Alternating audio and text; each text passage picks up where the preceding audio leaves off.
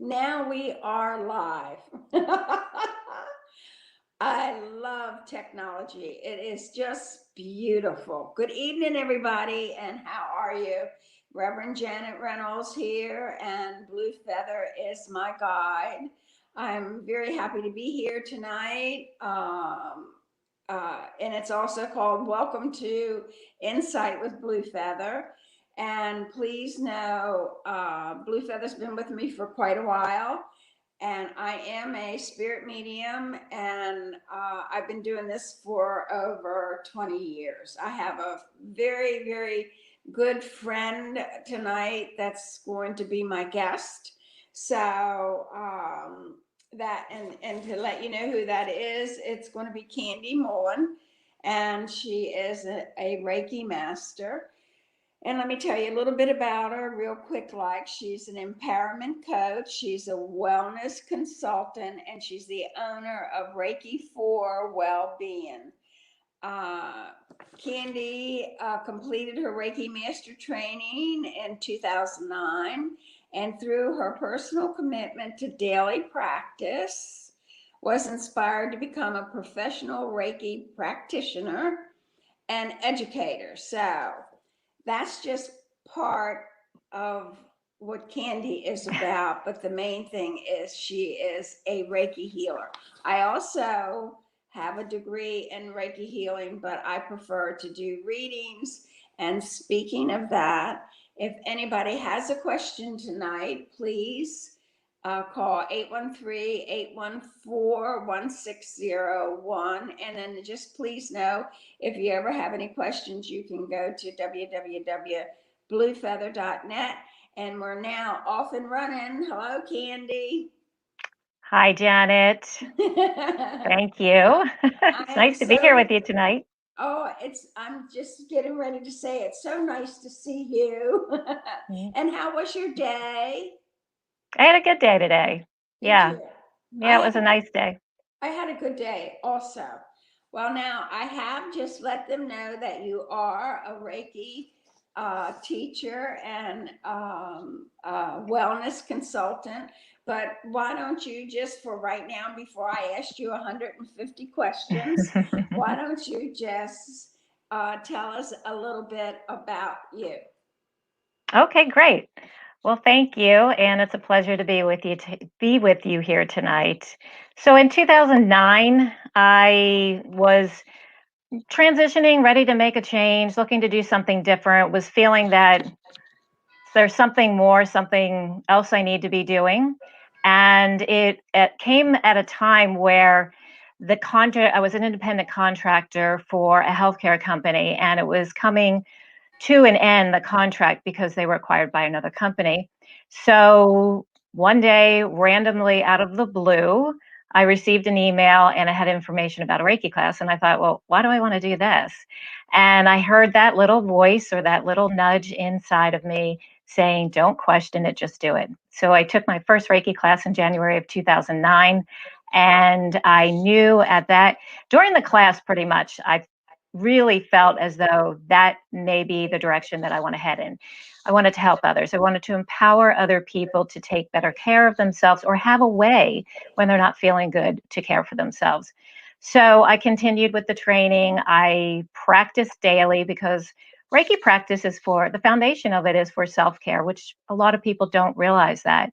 So through my own personal practice commitment, I was very inspired to go on, take the Reiki 2 or level 2 training, which we refer to as distant healing. And eventually later in that year, I completed my Reiki Master training, which gave me the ability to teach others how to practice. So that same year, I opened up my private practice, and this was in Atlanta, Georgia. And in 2010, I taught my first Reiki class, and I have been practicing ever since. I love empowering people to take better care of themselves and watch transformations within their lives. It's very transformative. It's most important for all of us to really take care of ourselves. And especially when we get a little bit older, I can say. Because the body does need healing in a lot of ways sometimes. It really does. And when things are really, really stressful, like they are today with the COVID 19 and all, I feel that Reiki healing is really very important, wouldn't you say? Oh, absolutely. It's a way to become very quiet, Mm um, to release the distractions from everything that's coming at us from so many different angles, hmm. Mm hmm. and just to kind of drop in within. So, with all the chaos occurring without on the outer and our outer world, this gives us an opportunity to go into our inner world and become quiet, much like a meditation, but Yes. it's much easier than meditation. Actually, Reiki practice emerged out of a meditation retreat. So it just gives us a way to become quiet and release and let go and help with any anxiety because it's a balancing practice. Mm hmm. And that means it engages our system to balance itself. Mm And hmm. when the body is in a balanced state, self healing is optimized. The Right. body can't heal if it's stressed or if it's under a lot is experiencing a lot of anxiety because No, anxiety is stress. it eats at us, is what it Yeah, does, the stress. And that makes it bad for the body, correct? absolutely. In a Yeah. stressed state, that means you're in the fight or flight state, Mm-hmm. and the body can't heal in that state. Mm. You know, Okay. anxiety and pain, the body can't heal because it's stressful. Right. So if we help the body to restore balance, then the body can begin the healing process. Right. And I agree with you on that. So now, can you, I know some of it you already have explained, but can you explain a little bit more for us what Reiki is? I know you have said some, but please say more. Well, number one, it's a spiritual practice. It's pretty simple, and then people kind of go, well, then how does the healing occur? It's balancing, and a balanced system can begin, or self healing is optimized. Mm-hmm. So when one practices Reiki for self care or self practice, naturally certain things are going to start falling away. If you have a Mm-hmm. headache, the headache could go away. You're experiencing pain, it can be diminished. Mm-hmm. And you can self apply Reiki, or you can visit a Reiki practitioner and have a Mm-hmm. Reiki session. So Right. it's really simple. It's hand placements. It's a series Mm-hmm. of hand placements, and I generally like to start at the crown of the head and Mm-hmm. work my way down, and I follow the endocrine system. So Right. whether I'm applying Reiki for self practice, which I do every day, Mm-hmm. I practice 32 minutes to an hour daily, Mm-hmm. and the benefits are just phenomenal. Mm-hmm. It's cumulative. So the more work that you put into practicing, the better you're going to feel because each session is going to build off of the previous one. Yes. Well, there's one thing that I am doing every day. And I do have Reiki 3. I do have the certificate for that. I do. But I am balancing out my chakras every day.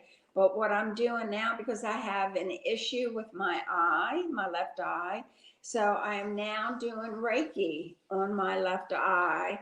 And I am saying my eye is healed.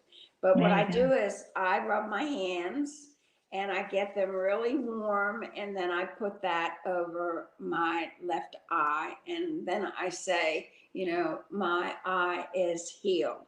So that's part of what you're talking about, correct? Yeah, it's just placing your hands. It's really simple. And oftentimes we don't even need to say anything, but the body will respond if we do say, I'm healthy, I'm healed, I'm whole, I'm well. Yes. When thinking about Reiki, a really good way of putting it is you're walking along and you bang your elbow on the wall. Mhm. What's one of the first things that we do? We grab it, right? We grab it because is that a cat? I'm sorry. No, that's okay. So one of the first things we do is we grab it. Because why do we grab it? Because it is comforting. it starts to feel better and it's warm. So Right. you mentioned about rubbing your hands. You don't even need to rub your hands because oftentimes your hands will start to begin to heat up anyway once you apply. The other day I did a quick demo. I spoke with 35 or 40 doctors at a family practice here in Clearwater. Uh-huh. And I did a demo for one of the doctors, and she said as she was sitting there, your hand, and I wasn't even touching her. She said, "Your hands are really warm. I can feel them." And that's the beauty with practice as well, is even though we're in this time of COVID, so touch is really out of the question.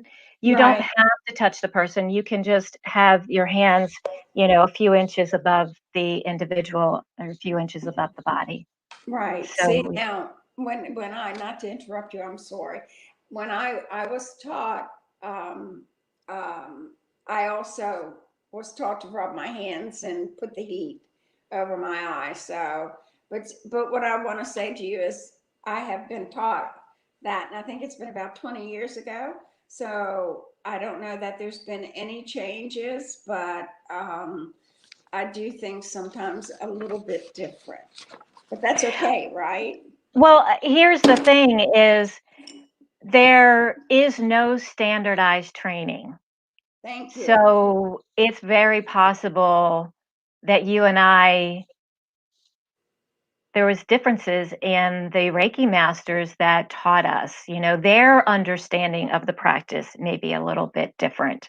So we might That was not good. have, it may not be apples to apples Oh, in that our was good, training. Candy. That was good. I like that. That was good. Yeah.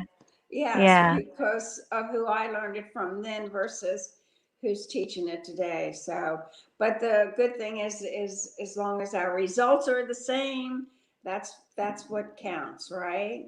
So then let me ask you this. Can you share with us what the origin of Reiki and a little bit about the history?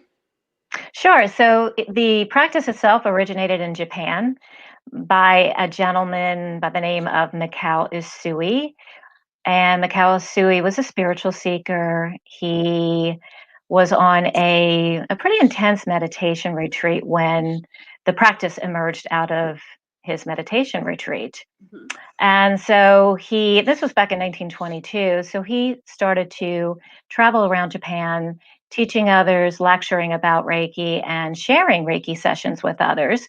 One of his students was Chujiro Hayashi, and Chujiro Hayashi was really interested in exploring how some people might not have a real spiritual desire, but rather we're looking for ways to better take care of themselves. So Mhm. he was interested in more of how could others apply Reiki and benefit from more of a medical standpoint.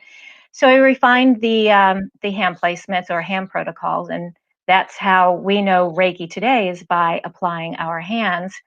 And one of Hayashi's students was Hawaii Takada, who is actually the one credited for bringing Reiki to the Western world. Now, Mrs. Takada, she was first generation Japanese American born in Hawaii, and she actually had a number of illnesses, was a pretty sick woman.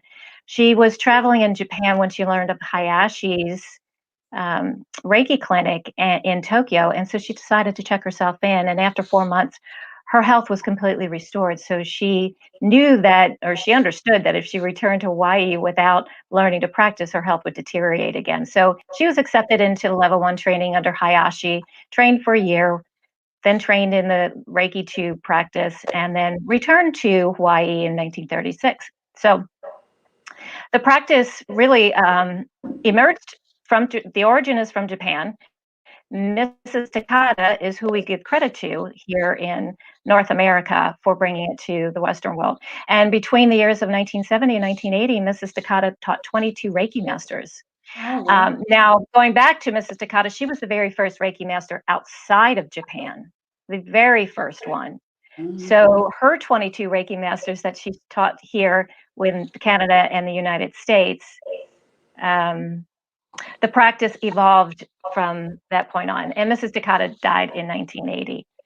So Oh, yeah, so it's very possible that, and some of the Reiki masters sort of took on a little bit of a different life of the practice in the way that they felt that they wanted to share it with others, and altered it and made some changes to the practice than the way that it initially came to the Western world.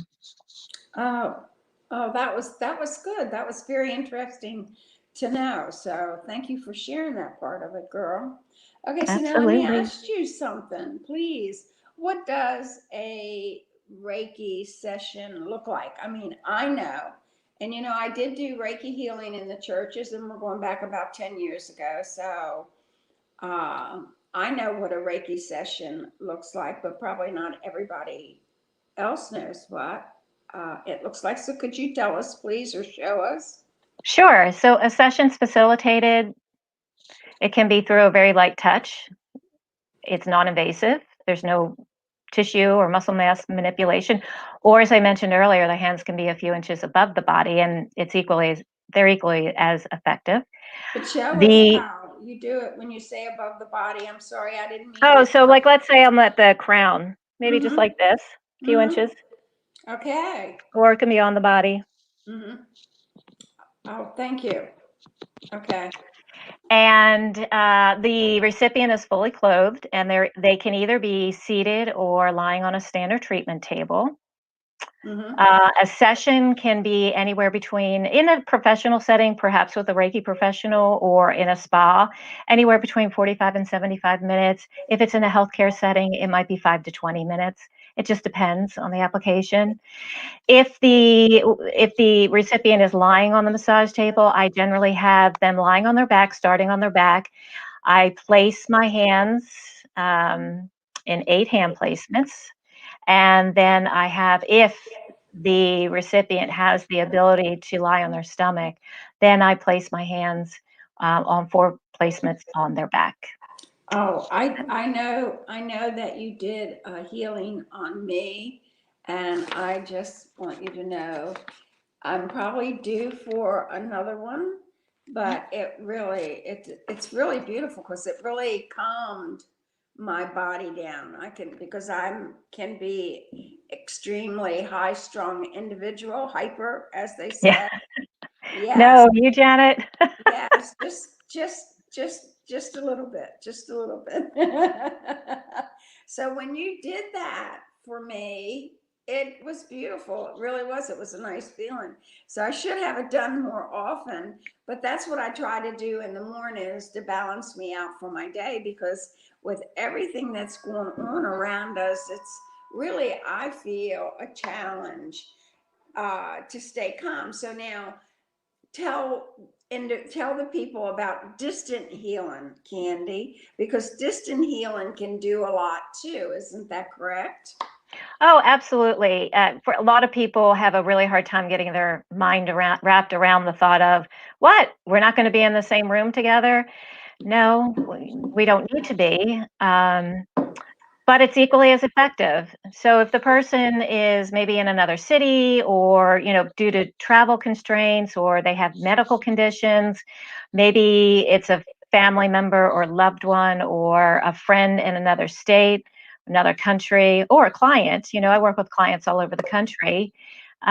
We just don't need to be there. It's a different method, the way that we share the practice. So when we're together with the person, we're using the hands-on, just either slightly above the body or touching the body. And in the distant healing, we focus more on the mind. And there's a couple different methods that we can use to set up the session. So it's equally as effective, but it's just as powerful or subtle.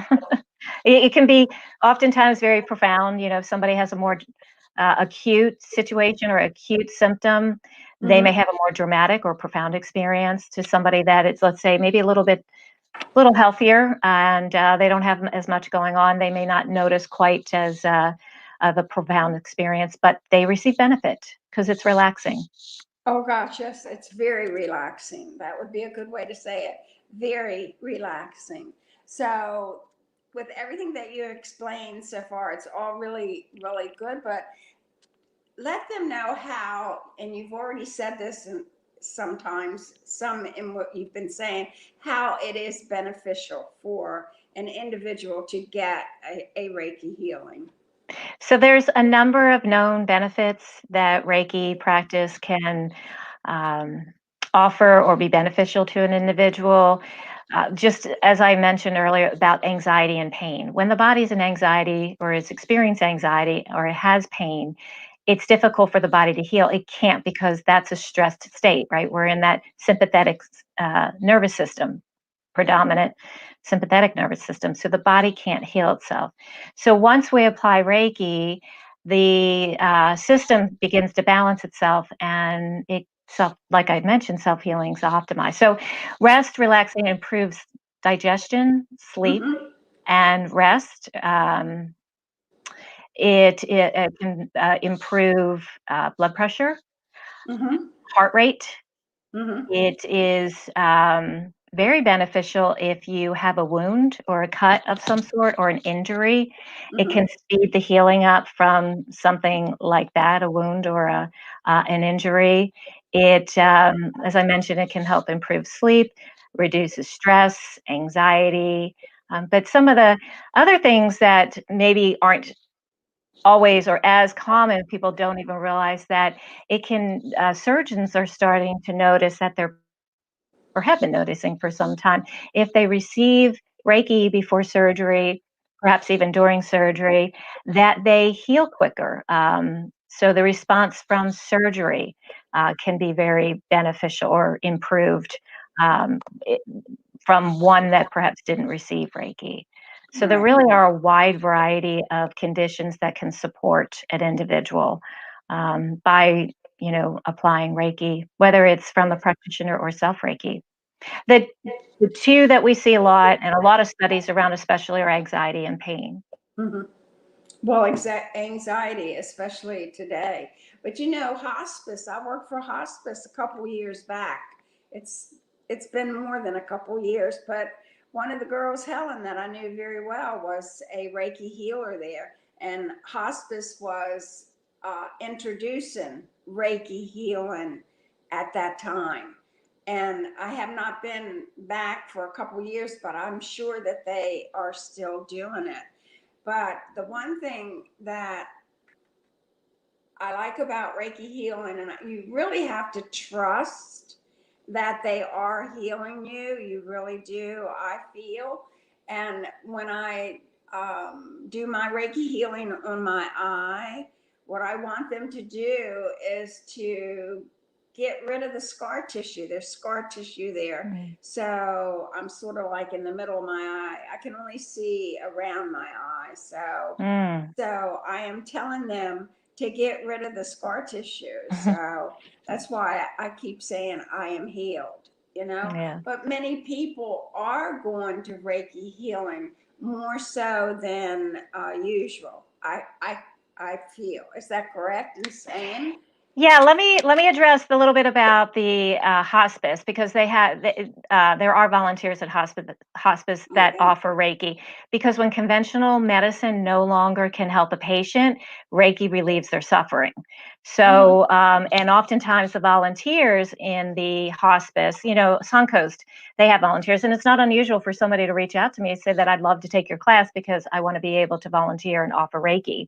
Mm-hmm. So the volunteers not only offer it to the patients, they also offer it to their family members as well. So it has tremendous amount of benefit to help people relieve their suffering when they're at that, end of life or end stage of life there. Mm-hmm. Yes, and that's good to know. That really is. So then my next question to you would be, why would someone schedule a session? I know why I would, but why would someone else? For, like I said, a variety of reasons. They need to rest, they need to relax. They're looking for a way to address their anxiety, they're looking for a way to address their pain. Um, they need clarity. So, this is I've had individuals that have scheduled time with me. I had one gentleman that was my client in Atlanta, and he said anytime, well, he was a VP of sales for the organization that he worked for. And he said anytime that he needed to make a large or had a big decision to make, he would come to me for clarity. Oh, So, there you go. yeah. So we can once we become clearer and we're feeling better, we make better choices. and Yeah. we can see things better too. So for clarity, a variety of reasons. I've had Army personnel come back from Afghanistan that have had sessions with me, and they've been able to make some pretty big decisions after a few sessions. They've had major releases, things that they just couldn't release or let go of until after having a Reiki session, and it just allowed them that opportunity to let it go. Yeah, and that's very important. So then, let me ask you this, please: how often should someone receive a Reiki session? Well, if there's something someone's trying to address, generally 4 sessions as close together as possible.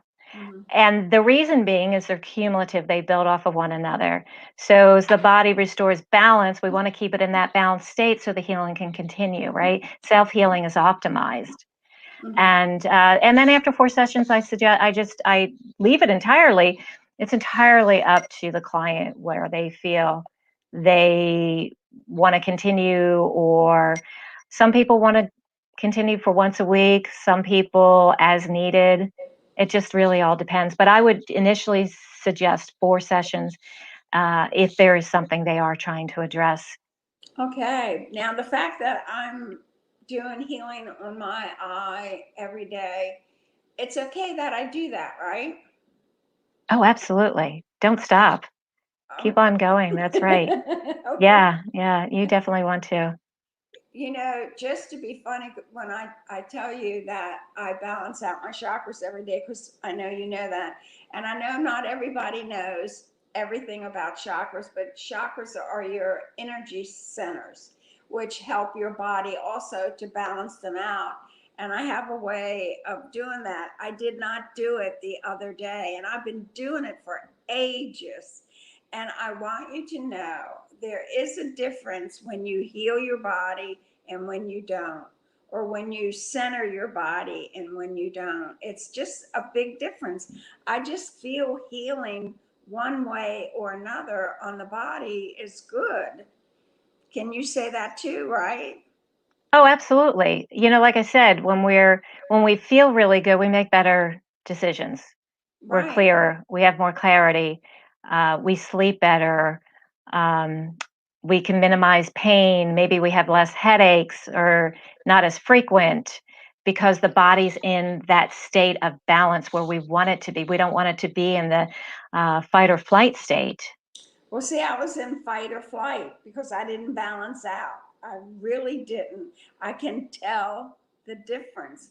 I just think it's unique how we can do certain things every day and it can make a big difference in our day.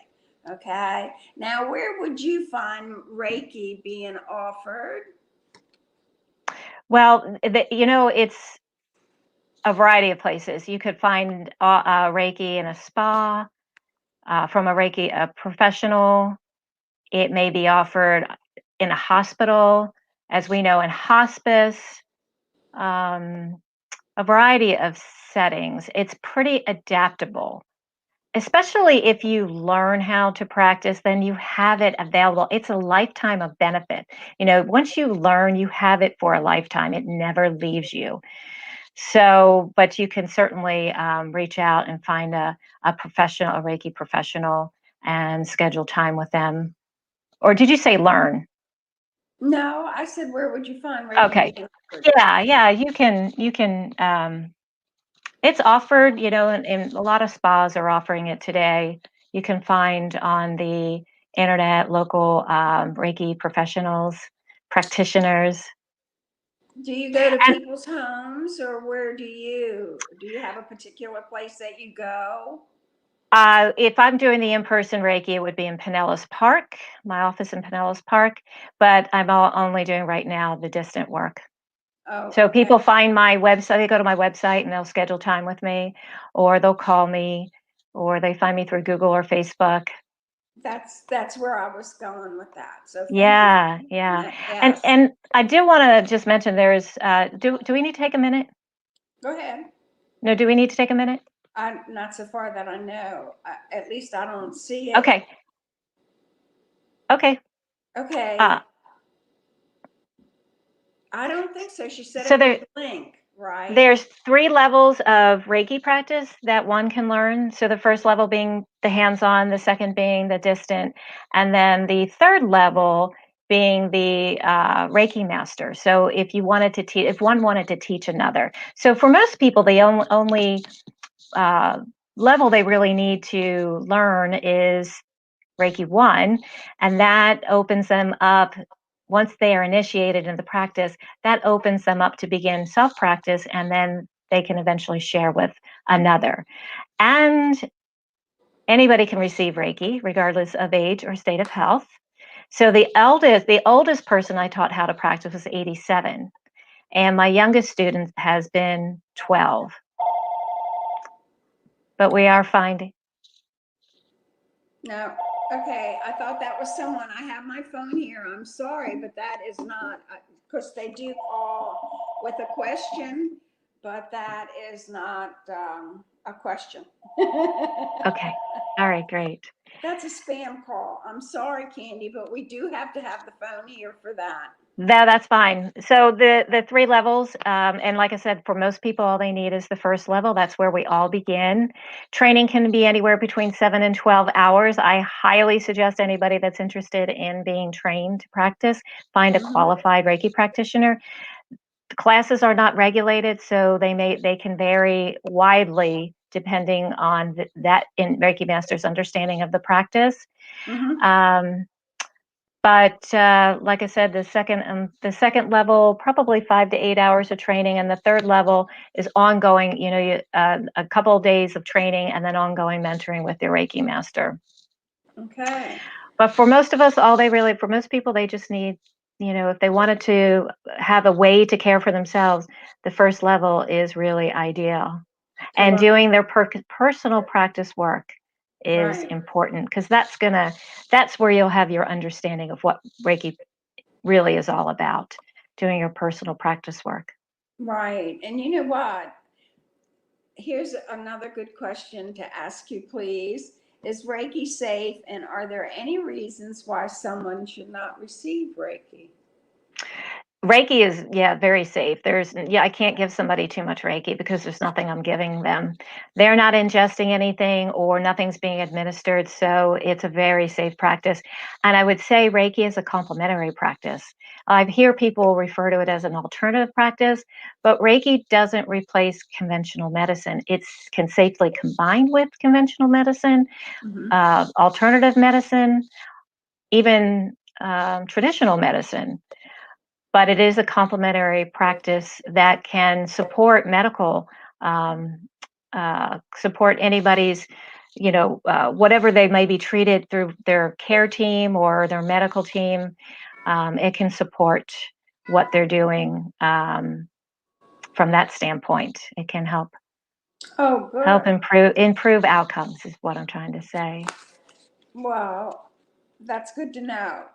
And then, like, what I would like to ask you, well, you just said that, though. You can't give someone too much Reiki, right? No, because there's nothing I'm giving them.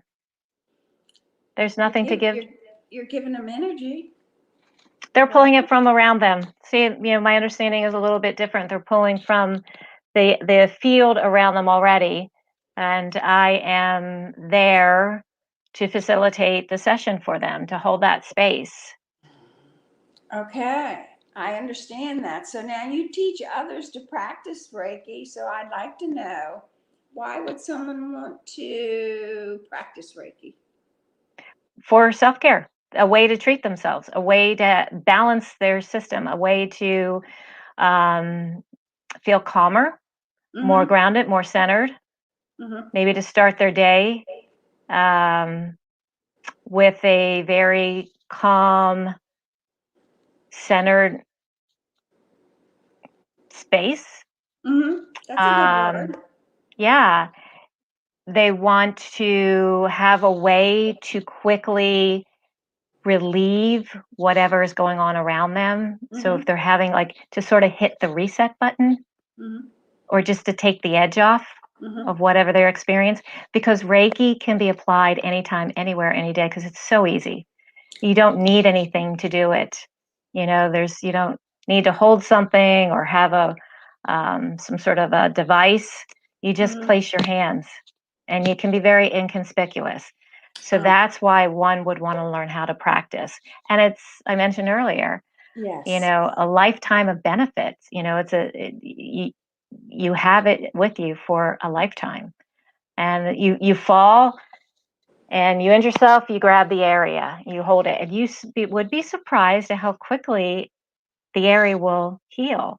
Yes, and I'm sure of that. So now, what I'd like to know though, once everybody, or when we learn it, when you go through the 3 degrees, when are they ready to begin practicing?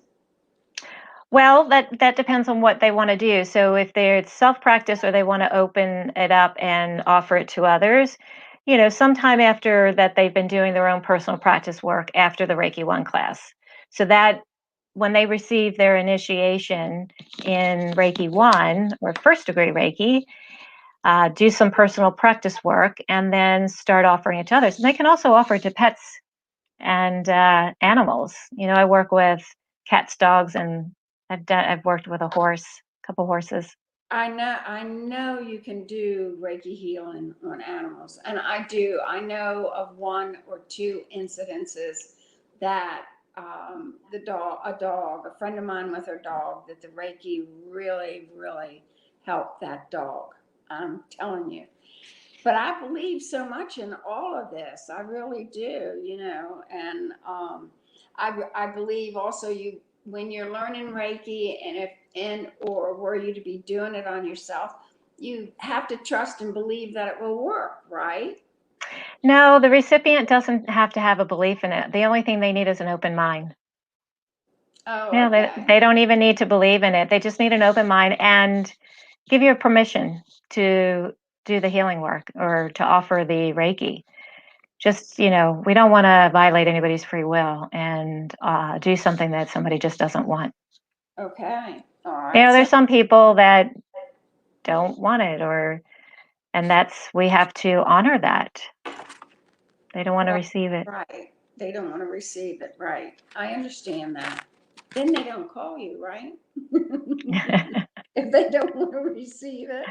So, how often do you teach your classes, and where can someone find information about the classes that you offer? So through my website, if they do a search, Reiki in Pinellas Park or Reiki in Clearwater or Reiki, they eventually can find Reiki for Wellbeing information. I have a Google business page or Facebook. That's generally how they come to me. But I'd say, or referrals. I get a lot of referrals too. But I would say that a lot of people find me on Google. Is what they say. Found you on the internet. Found you on Google. I Googled you. You came up, so I called you. Oh, okay. See? Okay, so are there any studies that have been published in peer reviewed medical journals regarding Reiki? Oh, yeah, that's a good one. Actually, a study in 2010 was published in the Journal of the American College of Cardiology, and the study was conducted at Yale New Haven Hospital, and it showed that significantly improved heart rate variability and anxiety over the 2 control groups of resting and music. So that was pretty significant. There are other abstracts and other articles that are in listed in PubMed, which PubMed, the medical community understands what that is, but they're finding that Reiki is better than placebo, and there's wide use that they believe Reiki could be very beneficial for. So you've got a lot of that Reiki and applying Reiki while somebody's undergoing conventional medicine, such as chemotherapy. Mm-hmm. There's information about how Reiki is very beneficial and can help when somebody is going through receiving chemotherapy, that it can help to help with that nauseous feeling and be very relaxing and help with depression. It also helps with depression and PTSD. Finding it in the VA hospitals are offering it. And as I mentioned, I have worked with individuals that have come back from Afghanistan, and they have found quite a bit of benefit in receiving Reiki. So back to your question, yes, there has been some studies. Those were a couple that were off the top of my head. There's more studies that need to be done around Reiki, and I imagine at some point we'll have more information about it as it continues to become more and more popular.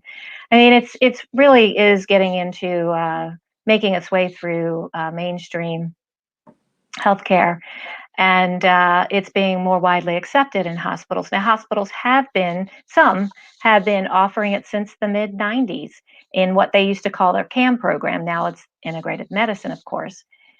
But a lot of prestigious hospitals offer it, such as MD Anderson Cancer Center in Houston, Texas, Memorial Sloan Kettering, New York Presbyterian, New York, Brigham and Women's in Massachusetts. There are a few off the Yale New Haven. There's just a few off of the top of my head. Well, you had an awful lot of information stored in the top of your head, girl. Well, I better. I talk about it enough. It's all good. So we are close to ending, and I think we only have about 3 minutes left to our show. So what I would like to do is to call Kandi, Cece in and see if she has any questions that you could possibly answer for her. Cece, are you around? Hey, how are you guys doing tonight? Hi. We're doing good. Were we supposed to take a break? Well, we were, but that's okay. No worries on that. So don't worry about it. Did I miss the cue? You did, but that's okay. Well, you know what? I found this very interesting because I think especially, Kandi, since we're going through all that we're going through now with the COVID, and I'm very fascinated with the fact that you can do it, distant. So could you give me an example, just a very brief example, how you would start out your initial phone call? How do you start that? Sure, absolutely. It's a few minutes just to make sure that the client is ready to go. I ask them to be in a nice, quiet room. If their pets are usually calm, they can be in there with them. Otherwise, to keep them in another room. Everything turned off. I just kind of give them a cue. You're not going to clear your mind, but busy thoughts, just release them. Not now, not now. Let them go. Try to relax. I'm not on the phone with them during the session, but I just ask that they have a blanket and water and tissues for that ready and available for them to lie down. And then I hang up. I do what I do, and then I call them, 10 minutes before, I do a full hour and give them an opportunity to talk about their experience, and I help them understand maybe something that might have come up or they felt, or, just to help them understand how they're feeling. And then if I have any further information, I share that with them. So it may seem a little, I don't know about that, but usually after the person has a session, they are much more comfortable. They're like, wow, I could either feel something, or I felt so much more relaxed. I felt really heavy. My body felt heavy. My legs felt heavy. And you're not even here with me. How does that happen? But it works. We just don't, we place a lot of limitation around the idea of time, distance, and space, and we just let that go. We don't have to be concerned with having a person right next to us. We really are so much more capable of really reaching out across the timeline or distance or space and helping another individual. It may sound a little different, but very interesting. So what do you do on your side? So let's say we've done the start at the beginning. I lay down and then we disconnect. Just give me just a couple seconds of what you would do, what you're doing on your side when the phone is off. So my focus, I use my mind to focus on the individual, and I can do that a couple of different methods to set it up. So there's a little process, a little ritual that I do. We use these symbols to set it up, and these symbols are what Mikao Usui, when the practice emerged during his meditation retreat, this is what came to him. So we use that to set up the distant healing. And then I use my mind. Very, very fascinating. Well, I really do, honor and respect what you do, because I just think that there are so many people out there right now that could use this peacefulness that you're able to, to telepath across the way. And it's really important that we have that, because I mean, even myself, I have felt overwhelmed at times, which I don't normally feel. And it's like, wow, where did this come from? So I can see where people would definitely need your services. So let's put it up again here, so everyone can get it. And so it's Kandi Mullen. That's Kandi Mullen, Mullen. And then our website, everyone, it's Reiki4Wellbeing.com. So that's REIKI 4, well, WELL, and then being, BEING.com. Her, if you guys want to email her, maybe set up a time or something that you can talk to her. Her email is Kandi, Kandi, at Reiki, again, which is REIKI, 4wellbeing.com. So please contact her. We want to make sure, I mean, everyone thinks it's a little funny that we spell it all out, but we go on the radio, and so they can't see it. So we want to make sure that everyone has that information. Well, gosh, I'm trying to think if there's anything else I can think of. Janet, can you think of anything? No, but I really enjoyed all the information you gave us tonight, Kandi. So thank you very, very much. Oh, you're welcome, and thank you for having me. I want to say one thing, and we all, because we live here in Florida, understand this. Think about all the people that pray for us when a hurricane's coming in. Right. So while Reiki, we don't pray, it's sort of the same thing. A lot of these people aren't in the area. Their family or friends across the country, or maybe, wherever they are located. And it's, going across time, space, and distance. Right. And oftentimes we can say, people say, oh, it worked, look at that, or a healing has occurred or something like that. So again, I'm not praying, there's no chanting, but kind of think about it in those terms, and that might help a little bit, going, yeah, right, okay, I think I sort of kind of understand it. Yeah, that mind and space, that space is definitely important, and we don't always value that, I think, as we're doing things, and we have that deja vu moment, things like that. It's because that time and space again that we've experienced something, and of course that's the feeling. So Reiki, I think, is definitely something that people should look at as a way of maybe alternative to drugs, if possible, and like you said, going side by side with your medical health, which would be great. So yeah. So any other last words then? I am good. I just thank you, Cece, and thank you, Kandi. Yes, thank you, Cece. It was nice to meet you, and Janet. It was such a pleasure to be here tonight. And if anybody has any questions, please feel free to reach out or schedule time or take a class. I got a class coming up August 16th through the 18th, level 1. Yes, and it's right there on your website. I saw that right there on your website. So definitely they can get in contact with you. And also you have on your website, you have like a free session, right? A free introductory type of session.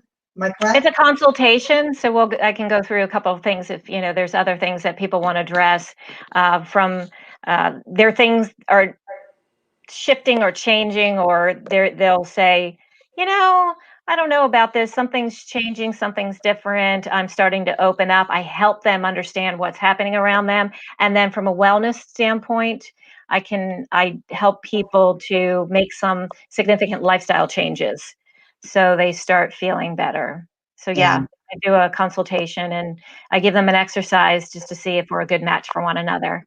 Yeah, that's great. Well, again, your website right there, reikiforwellbeing.com. And we're going to have to close out the show. But thank you so much. It's been a delight to have you here on WGSN-DB Going Solo Network. We are a radio, TV, and podcast station. We're the #1 internet singles talk network. And you guys, if you don't know it, you are on the Insight with Blue Feather show with our wonderful host, Reverend Janet M. Reynolds. She's a psychic, a medium, and her website is bluefeather.net. Again, that's BLUEFEATHER.net. You guys ever want to give her a call? She can schedule a reading for you. Her phone number is 813-814-1601. So it's been a delight. Thank you, ladies. Thank you. Thank Cece. you. Thank Have a you. wonderful night. All right, we'll see you. Bye for now.